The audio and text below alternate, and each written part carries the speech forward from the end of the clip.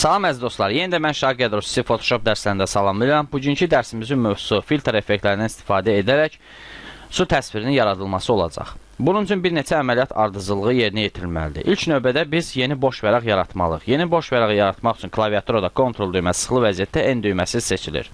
Qarşıya çıxmış pəncərədəki olan width, yəni eni sahəsini 500 və height sahəsini isə 500 piksel müəyyən edib OK düyməsini sıxırıq.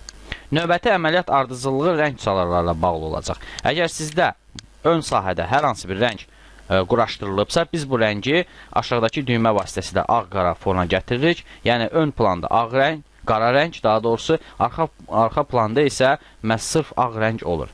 Tətbiq edəcəyimiz əməliyyat sırasına filtr menüsünə daxil olub, əvvəlcə render, daha sonra cloud səthini seçmək, beləliklə filtrlərin biri tətbiq olundu.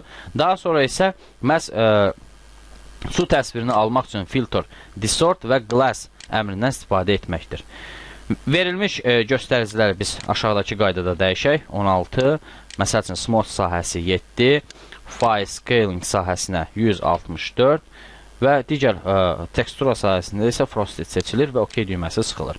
Beləliklə, su təsvirinin ağ-qara variantı alındı. Qaldı biz bu təsvirə rəng effektlərindən birini vermək. Artıq bizə əməliyyat ardıcıllarından tanışdır ki, rəngləri vermək üçün müxtəlif addımları yerinə yetirmək olar. Məsəl üçün, mən Ctrl balans düyməsini sıxdım və su təsvirini alınana qədər müəyyən bir rəng çaları sınayaq. Məsələn, deyək ki, qoy göy rəng bizim təsvirimiz üçün yetərli olacaq.